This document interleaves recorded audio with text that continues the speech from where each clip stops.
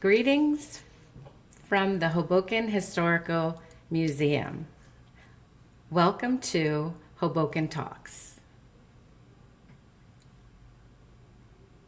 As you can see, we've had plenty of guests that have come and graced this stage, or should I say table, with their vivid personalities and great stories about Hoboken.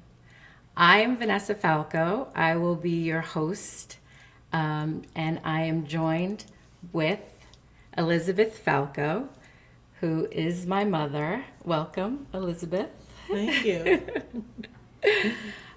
So, Elizabeth Ann Falco, born May 6th, under the sun sign of Taurus, whose characteristics can be described as loyal, independent, emotionally strong, generous, materialistic, stubborn.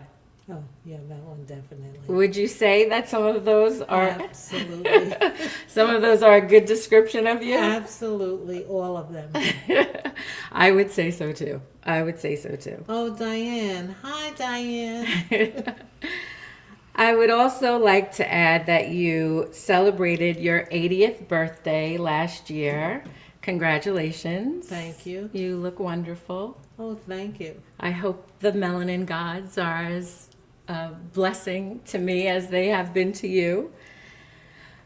Okay, so let's talk about family. Let's start with my favorite person, Ruth Williams. Who is she to you? That's my mother, another strong person.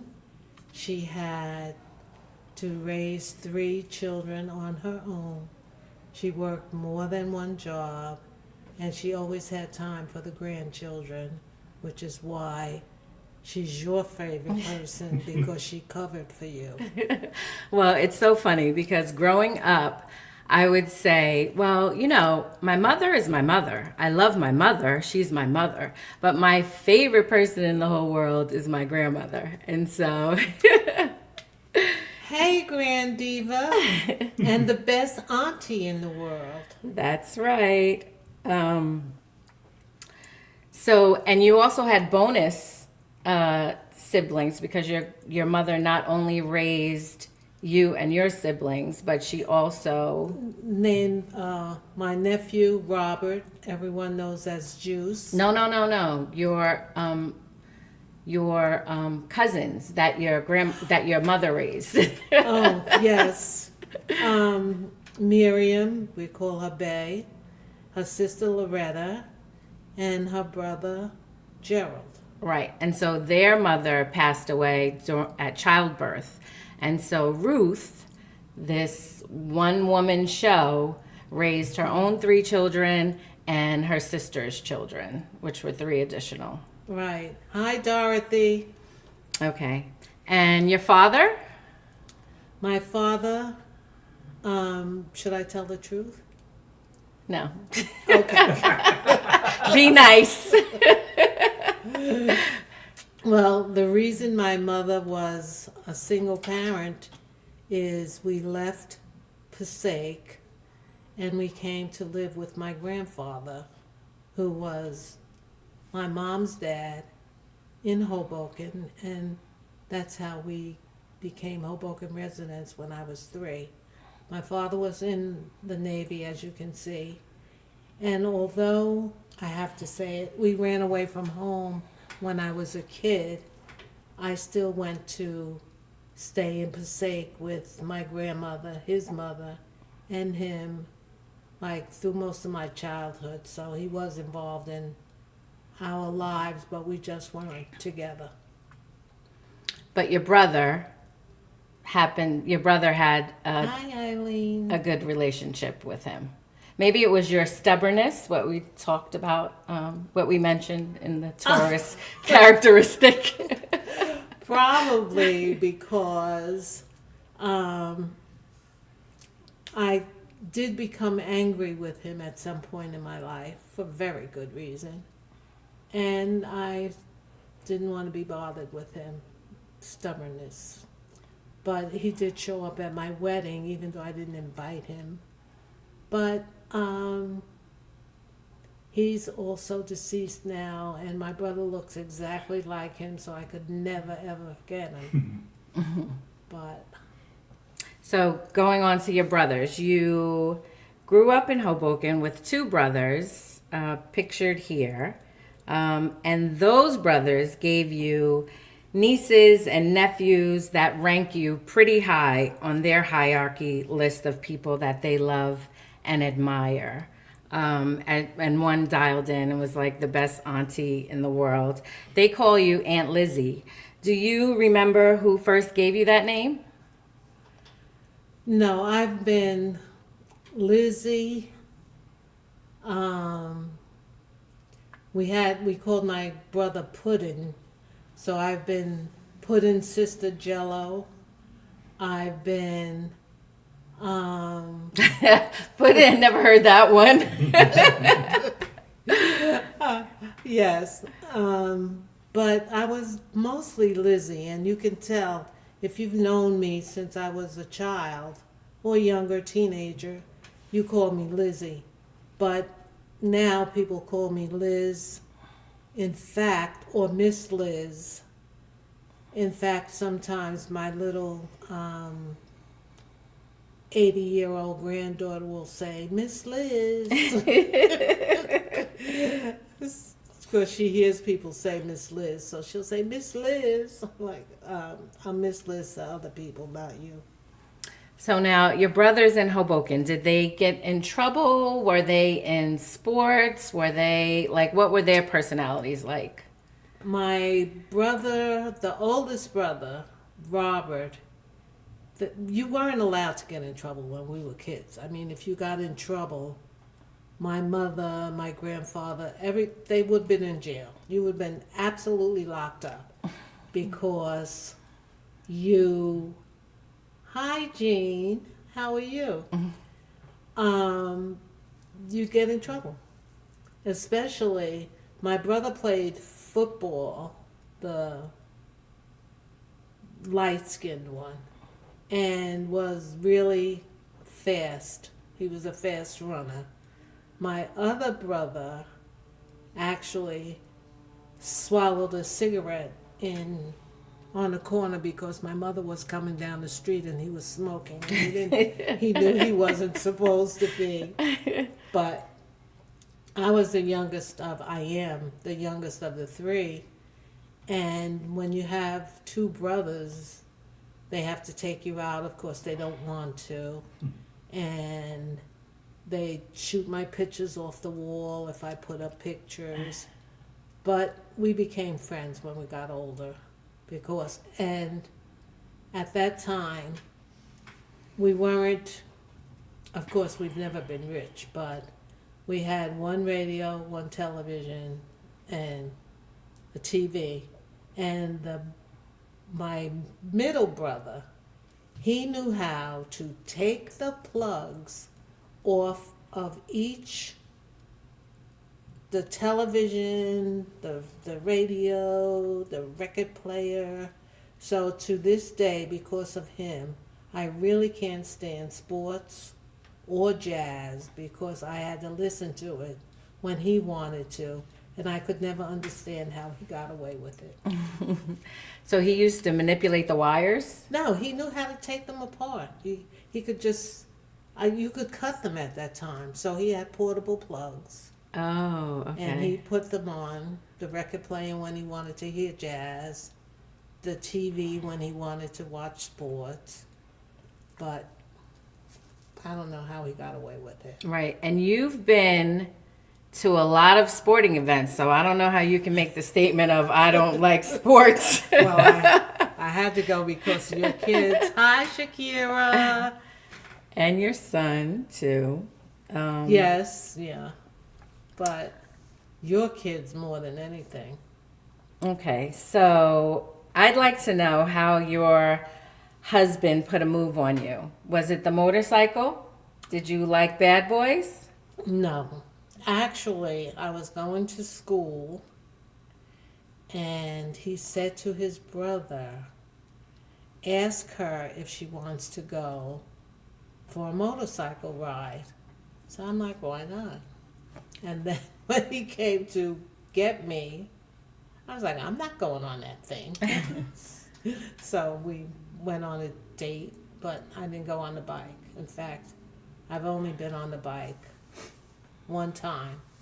I had my jacket, I had my helmet, I had little patches. We got stuck in the rain, we got lost, and I never went on the bike again. Can you put, yes, I love this wedding picture. It's so not traditional, right? To me, but it is. It's traditional, but it's not. And it just, like your style, your head wrap, the length of the dress, the shawl that you wore. It's really pretty and unique. It's very much so. A teacher that I worked with made that. And my nephew, Edward, said that he notices we're not smiling. That's because the photographer told you to just be... Who was my cousin. Right, exactly. So can you talk about what it was like to be in an interracial relationship in the 60s and 70s? If you were in Hoboken, it was fine. It was when you went out of town, you know, people looked at you and they looked at you, made comments, but whatever. Did you get any of that from your family? No. And since this is my second husband, my mother did say, I didn't want you to marry the other one. So she was happy? So she was happy. And I said to her, well, why didn't you tell me? And she just said, would you have listened? And I said, probably not. But, yeah. And now it's many, many, many years later. We actually talked about doing a renewal of your vows. So we need to bring that conversation back to the table because I think it definitely would be something special for you too. Well, it's well, it can't be in May because we already have something planned, and that's when our anniversary is because we were getting married on my birthday, and I said, being materialistic. Exactly. I'm like, oh no, not on my birthday. So our anniversary is May 13th, the next week. Okay, that makes sense. But I don't know, we missed vow renewal. We have to wait now. No, we could do it anytime. There's no more rules. The rules go out the window. Oh, okay. So speaking of the 60s and 70s, you are a founding member of the National Association for the Advancement of Color People, the NAACP. Can you talk about why it was important for you to be a part of that organization and to organize and create a chapter in Hoboken with some of your longtime friends? Basically, there was a real fighter in Hoboken, Joanne Jackson, and she came up with the idea. And there were a few of us. Leo Smith, who was important, he had a good job. He was important in the union and like the company that went out of business, the electronic company. And there were a couple of police officers, and there was a lot of job discrimination in Hoboken. So we organized a chapter. We marched on Washington Street to get Dr. King's birthday as a national holiday for Hoboken. It was already a national holiday, but now it's a picked holiday. You know, you could switch those holidays. But we walked, marched, including you. Oh, there's baby. Well, I was talking about, I didn't tell you, but I guess Monique must have seen it on Facebook. That was my cousin. And Hey, Mo. and that's what happened. We had someone hired at City Hall, and we continued to fight to have blacks / African Americans have jobs in Hoboken other than picking up garbage. So, because I was gonna say, so what were they experiencing? Like not being promoted, not even being They weren't considered. even hired. Right. No. The first person we had managed to get hired was Anna Mae Lyons in City Hall. And then after that, we had a black fire chief. His name was Robert Cheeks. And then we had Cecil Vincent. He joined the police force. We had Willie Pittman. He was a policeman and a fireman. And so we started to get more people involved and jobs in the city because they didn't have any before. And we had really a good mayor at that time. Even Vizzetti, well, he even marched behind us when we marched down Washington Street because we didn't want him in our march. But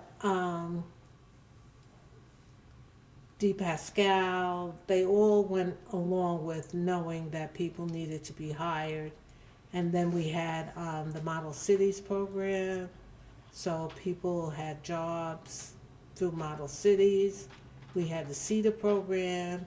We had jobs through CETA, which is one of the reasons why I went to college, because I was teaching the program to get your GED, and I decided that, you know, I could do this on a full-time basis as opposed to working for CETA, which was a program that wasn't guaranteed. That was one of my questions when we got to the education segment. But in the next photo, we have you with your friends, your longtime friends. I mean, it's been you. This is Jean Drayton and Walter Johnson. And you actually were friends with Jean's wife, right? That was one of your best friends. Mm-hmm. And she unfortunately had an untimely death to breast cancer, right? Or cancer. Some kind of cancer. And then you and Jean became really good friends, and he also raised his children. And then Walter, he's one of your good friends also, that now still to this day, if we go out to eat, my mother packs a bag to bring to to Walter. Yes, I do. I do. So you guys have looked out for one another throughout all of these years. I wonder how I could look that skinny again. Well, Jean is also one of the founding members. Excuse me. And he raised 4 very successful daughters on his own. I always called him like I won't tell you what I called him, but he kept them in line. They didn't do anything. They're all very successful. We're actually going to see him on Saturday. Yes. We're going to drive down to see him and have dinner. So it's nice that you still are in contact. And he's in his early 80s as well. And has definitely laid a foundation in Hoboken for being an activist and wanting to see people advance in different careers and politics.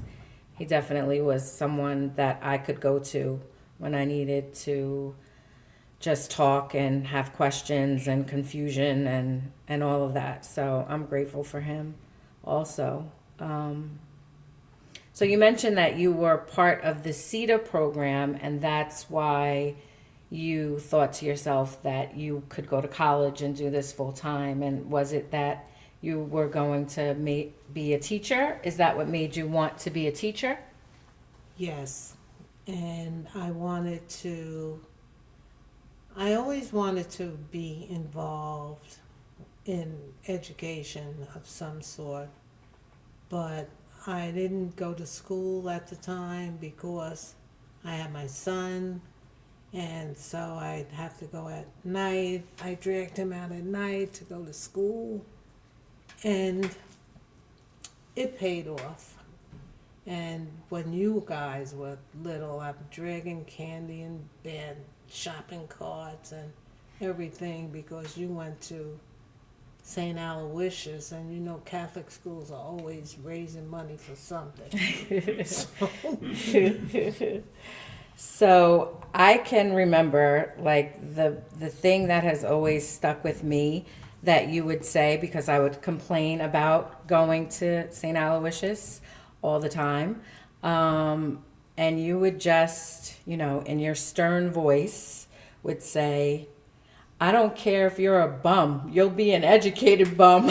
I don't care what you do, Vanessa. Because I'm like, what do I need to do this for? And you're like, I don't care what you do.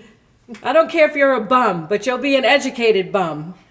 So now, as an adult, I 1000% recognize the value of importance and how it was, a tool, it is a tool for access, for advancement, and it really allows you to kind of write your own ticket because it's something that no one can take away from you. That's true.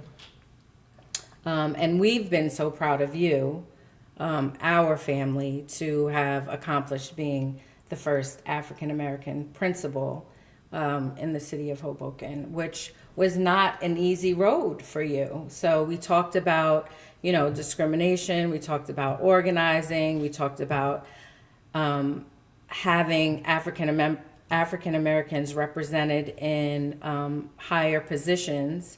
And so that's something that you sought after, but, it wasn't initially given to you, right? There was a process, or there was some sort of something that happened with that, correct?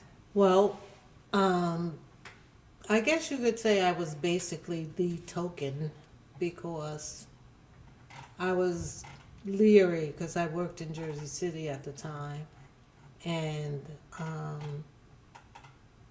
Gene was on the board, and he was saying they need a principal, you have to apply, and I was saying no, I don't want to give up my job, I don't, so, but he convinced me and I applied, and most of the people who worked in Hoboken hated me, and I had to remind them that I didn't hire myself, so why would you get angry with me? If you're going to get angry with the Board of Ed. And still there have been some after me, but there haven't been too many, and they seem to get better jobs or better opportunities, and they leave. We don't even have an adequate number of teachers of color, and administrators, I don't know how many we have. I still say we like I work there.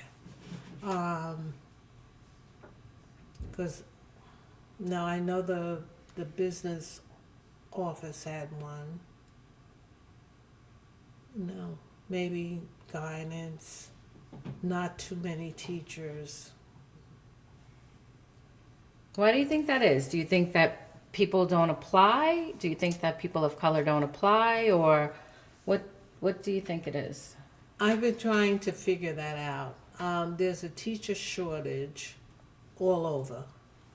So Hoboken, probably if you could go somewhere else and get $2 more, you would go there, because what I thought was disrespectful behavior now is absolutely nothing. It's just like when I went to school, you wouldn't believe that I was actually suspended from school because I rolled my eyes at the teacher. You know, me, Miss Attitude. Rolled my eyes at the teacher, and I was suspended from school. Today they're kicking, they're spitting, they're calling them names. Yeah, so the standards have definitely changed. It's the same thing with the police department. There's absolutely no respect. I don't know where we went wrong, but life doesn't have a value. It's just terrible. No, I agree. Name something, Diane says, success in a struggle, something to admire. Name something that people would not know about you. I mean, people know that you were a teacher, people know that you were a principal.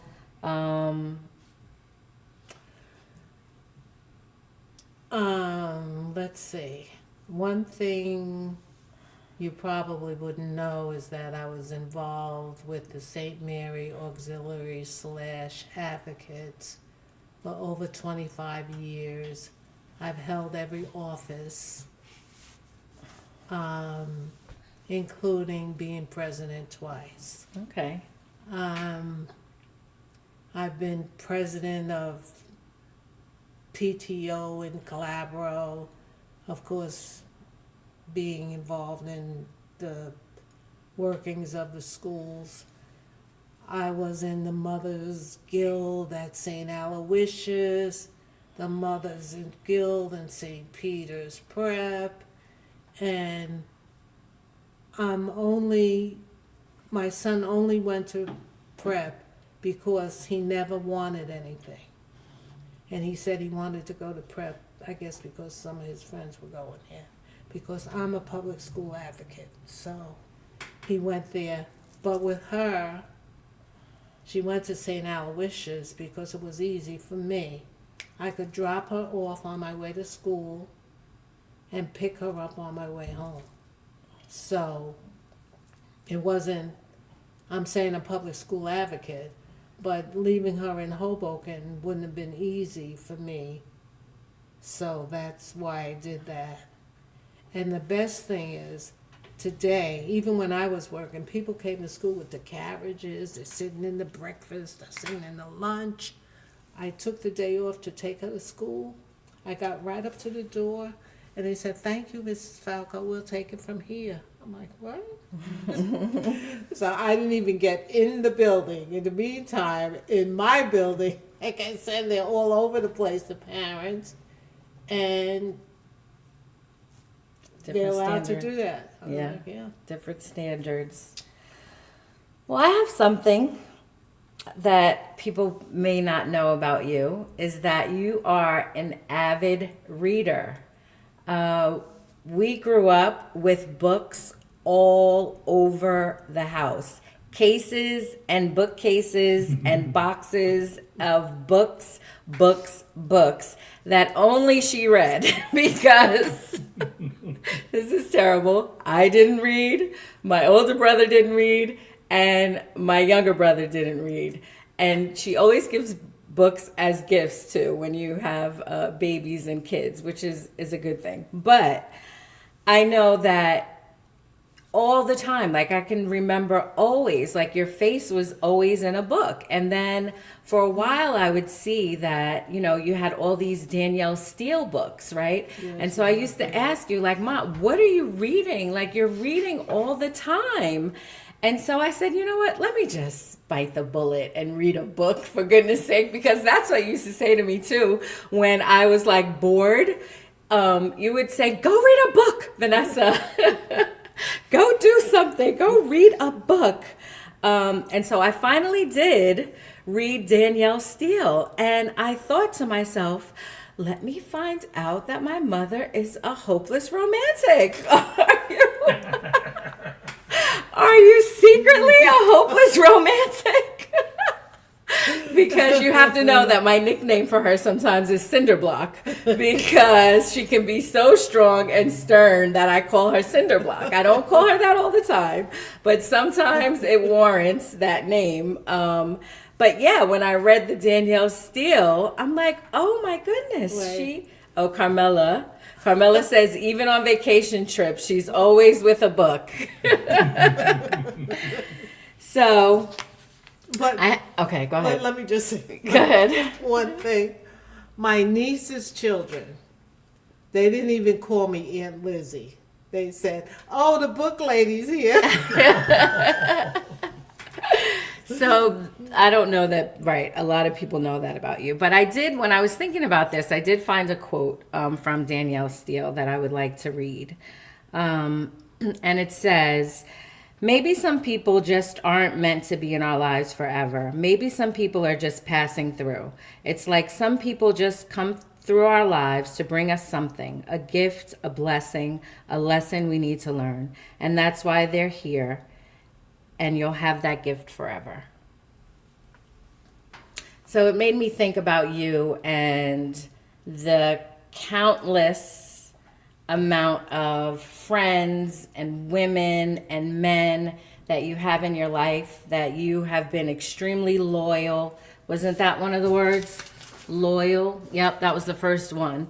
That you have been extremely loyal and a great friend to. I mean, through decades, you know, you've had friends that you've worked with, that, you know, you've gone out with, that are your social friends, that are your vacation friends. And I used to always say, too, that I'm like my mother. I am mixed race. But my mother always had a set of, like, I always saw her with white friends and black friends, and our family is black. So, and I feel like I've like mimicked you in that way, or not even, it's the same thing. Like I have a group of white friends that I have, and I have my family is black and my black friends. Not that it's separate. It's just, it is what it is. It's Hoboken, right? So like, it's how we grew up, I think. But yeah, so March, right, is a celebration of women in history. And who is a woman from Hoboken that you've admired or that projected something to you that you've wanted to emulate? Joanne Jackson. Okay, so you mentioned her earlier. Mm-hmm. And I do remember her too, and she was an important person in my life as well. And for you, she was what? She was like a mentor and someone that I admired and pushed you to, like, come on, we're starting the NAACP, let's go. I used to take my child, my oldest son, to meetings in the carriage because he wasn't, you know, like, he was still a baby because I joined the NAACP when I was 19. So I had my son, and when I went to meetings, I took him. But she was something because she always fought for the underdog, which at that time was us. So I was always proud of her. Mm-hmm. And for me, that woman is you. And I think that for so many black girls and some of my friends, and I think that I've told you this before, when I went to visit my friend Tracy in North Carolina, my friend Dina, she said to me that, I said I wasn't going to get emotional. And I don't think you knew. Like, Doris, Yeah. I'm still waiting for your phone call. she said that you were the first woman that she saw that was black and that was professional. And it was so inspiring to her to enter into corporate America and have the confidence because she saw you in that leadership position. And so you have that impact on people, like a lot. And I don't know if you realize, even males, not just women, you know, I have so many people, males that come up to me and say, oh, if it wasn't for your mother, like keeping me in line when I was in school, I don't know where I would be. I'm so thankful for her grabbing me by my shirt and pulling me into the office. Oh my gosh. I know. Wait, I have to quickly say that when I met the young man who's a firefighter that was hurt in the academy, Nunu, but I can't remember what his name is, David, right? Right, David. David. I said, oh, this face. I said, you were a frequent flyer. And he said, oh, I was coming to salute the flag. Like that was his reason for coming to the office? No, I said, no. That's funny. I used to have a group of girls talking about books that we would read at lunchtime. And I knew they were coming for the cookies, but I was just happy that they were reading. So every day we had like our little lunch group, if I didn't have a meeting, and we'd read and have cookies. Oh, and they remember that. Mm-hmm. It's so impactful. So the photo that we decided to use for the promo was the one with you in football equipment, right? Oh, and right. This was for Breast Cancer Awareness Month, right? That you got to take with the Jets, I think? The Jets. Yeah. The Jets. And congratulations on being a survivor. Thank you, God. And this photo is symbolic of your strength. We had a conversation and I was like, Ma, I don't think I ever saw my grandmother cry.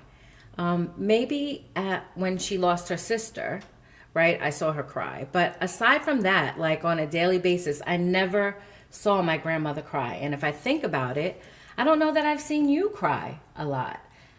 Myself, I have shed enough tears to fill the resiliency bins across the street from my house.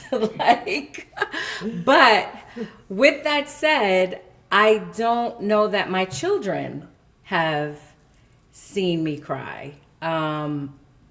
She does have that. What are you saying, Carmela? She does have that. I look up to. Oh, right. She does have that. You look up to her all the time for advice.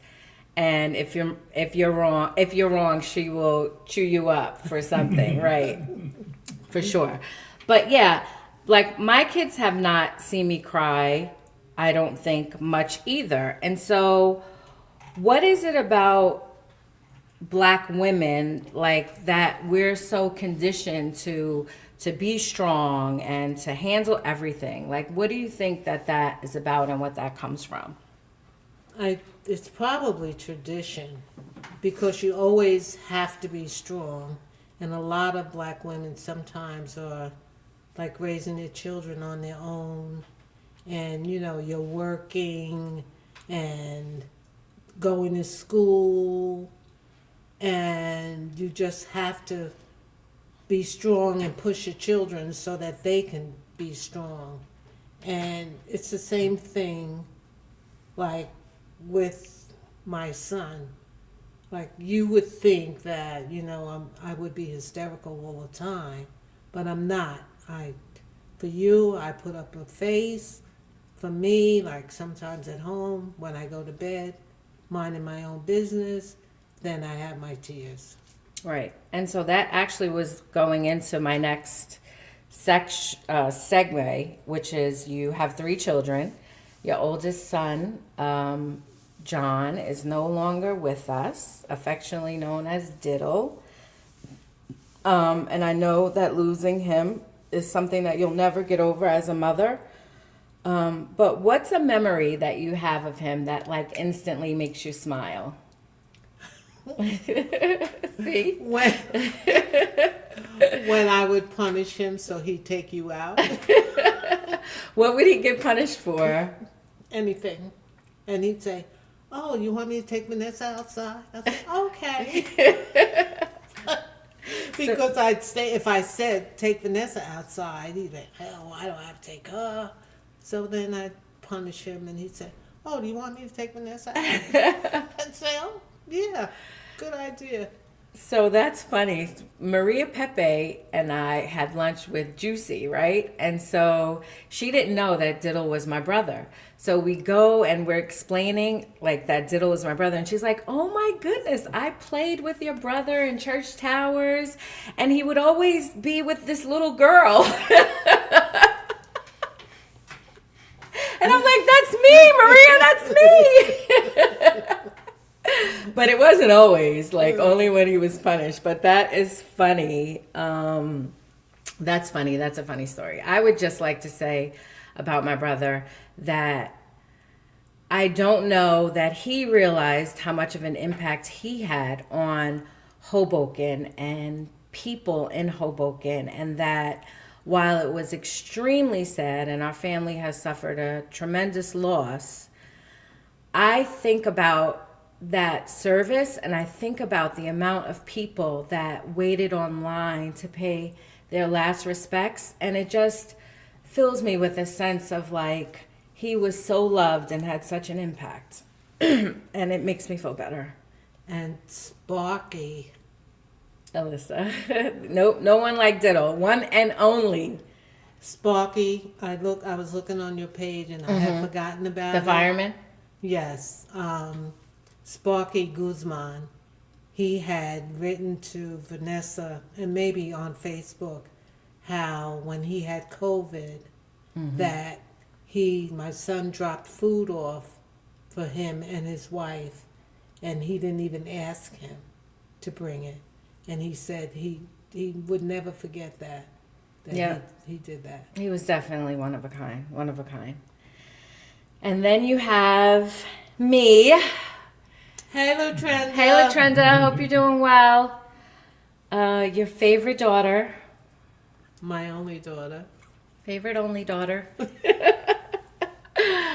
That's us. I love that picture. Because you once ran for city council, I don't know if people know that about you too, right? Yeah, I didn't win though. Right, but when I won, was it even more special? Oh, definitely. Right. Because you Definitely. Yeah. And then we have your son, Jason, and seeing him follow his dad's footsteps, does that make you feel proud? Yes, and he's such a good father. Yeah. You mentioned I called you today to tell you to let you know what time we were leaving, and you mentioned that I'm like, was Jason afraid because he has the girls, because LaShonda is having a procedure done. We pray everything goes well with her. And you said, no, Jason, he has it all under control.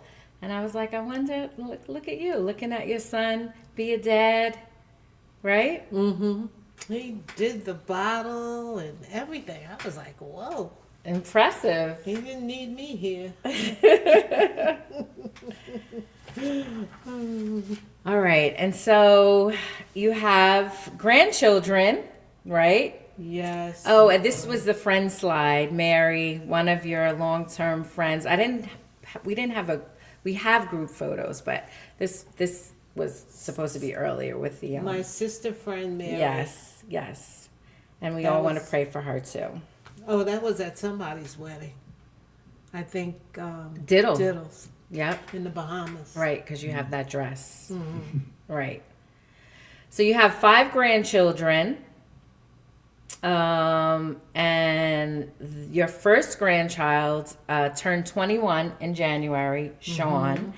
And when I was I was putting together a slideshow for his birthday, right? And so I came across this book that he completed when he was in 6th grade, and it's called A Tough Turtle.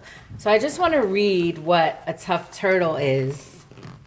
Oh boy, if I can get through it. And how he dedicated his tough turtle is his grandmother. And so this is why. Okay.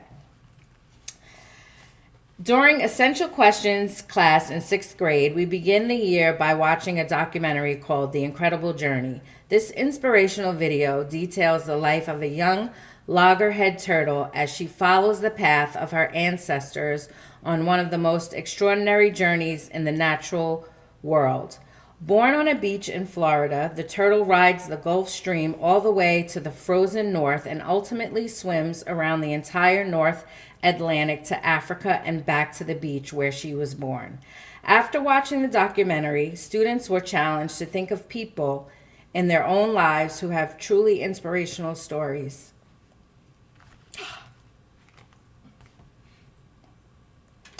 And to interview them to learn more about their personal challenges and their accomplishments. These amazing individuals, in the face of great hardship, have shown resilience and have risen above immense obstacles. I'm gonna tear it up. Just like some of the sea turtles do in surviving to adulthood. These people become symbolic turtles for our Essential Questions class. After learning about and writing about their incredible stories, students honor and celebrate the bravery, resilience, and countless ways in which these human turtles give back to their communities, and at the end of the year, a Turtle Club breakfast. And you were Sean's turtle. I know. In fact, I have the turtles in my bag. I carry them in my, as you guys say, purse every day. Yeah, that was special that I found this like just in January, and I thought about you and I read it, and there's pictures and reasons of why you are Sean's turtle. So that's special. And then you have your second grandchild, who is Kyle, your movie buddy. Your movie buddy. And the one who calls you nonstop to check on you, to talk to you. And I'm so, because my grandmother was my favorite person, you have been that for them. And it's such a blessing, and I'm so grateful that they got to experience having a grandmother too. Hey, Lisa. Hi, Lisa.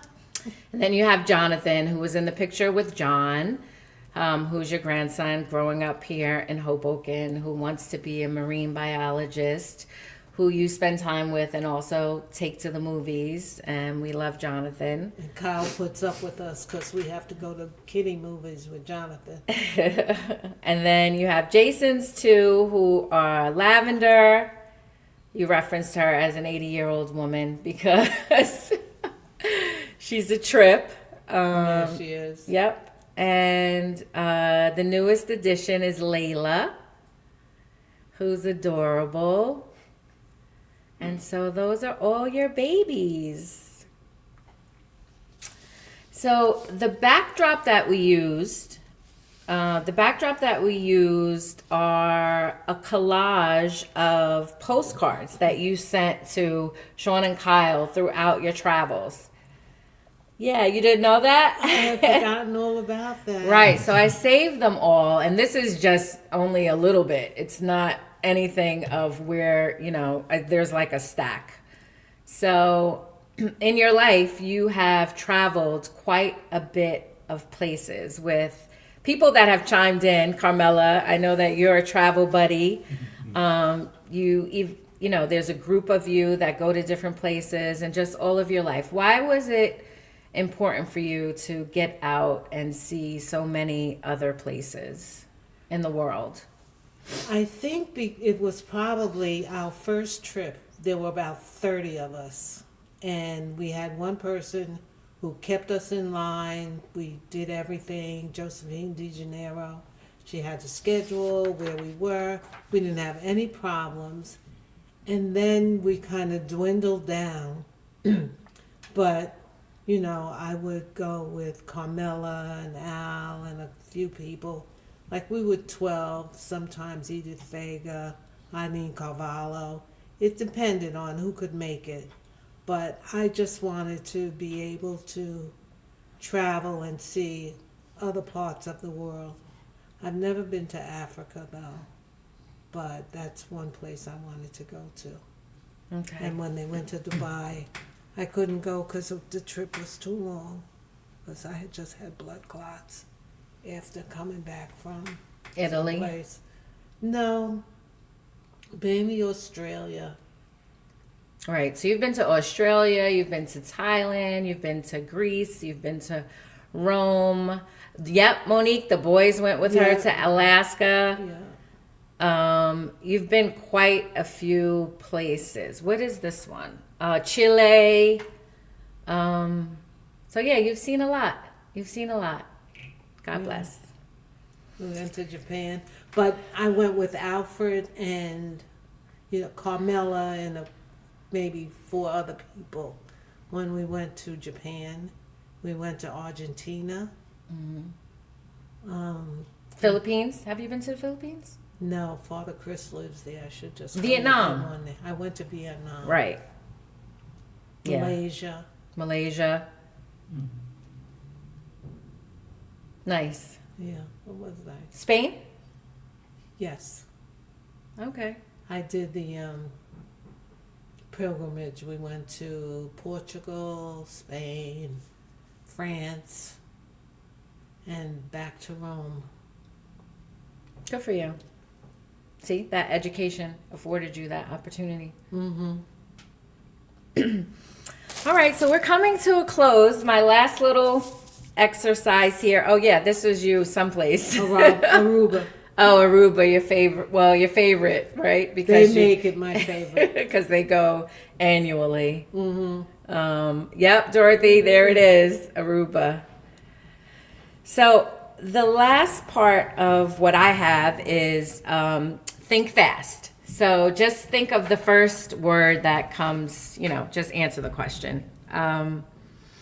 Okay, you ready? Mm-hmm.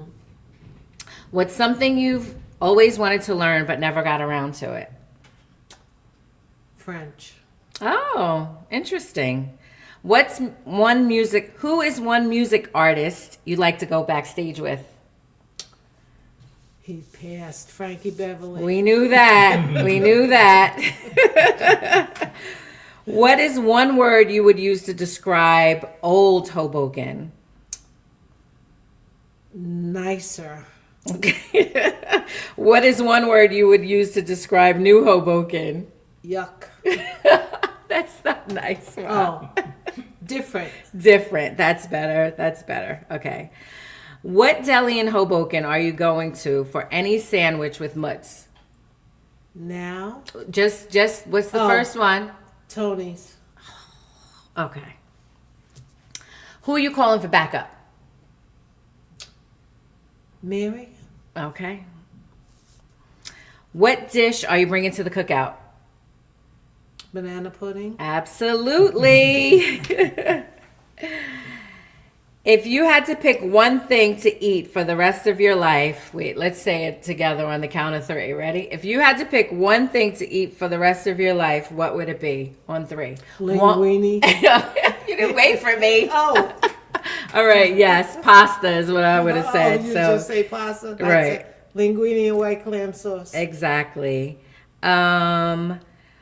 What's one piece of advice you would give your 18-year-old self? Look, my baby, Kyle. Oh, clams. Oh, Kyle said it. Linguine and clams.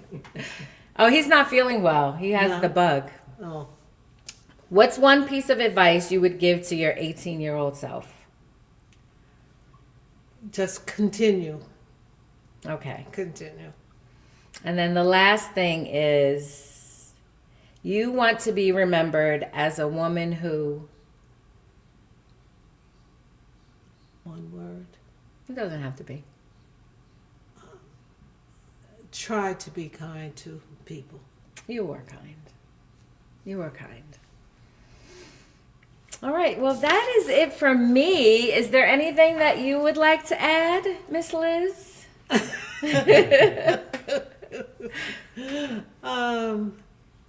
No, not really. I thought Chipper would be who you would call for backup because he Oh, will knock everybody down, pick everybody up, body slam. He is going to the ends of the world for you, I Liz. know. He wouldn't let anybody take me for radiation. I know. He know. got mad. I got mad. I'm like, Chipper, let me drive her. No, she is my wife. I'm taking her. We don't need you. I'm like, okay, all right. But yes, he has your back for sure. Oh, definitely. He has your back. Taken for granted. Who? Chipper. Me. No. I'm saying. Oh. That's why I didn't say he was my backup. Right. But he's your backup. She's your backup too, though. Okay. Yeah, so that's it for me. You good? You have Okay. anything? We would No. like to thank the Hoboken Historical Museum for this opportunity because we will have this forever and it will be great. I really do appreciate this time and thank you for everything and being the bestest mother ever. Thank you. I love you.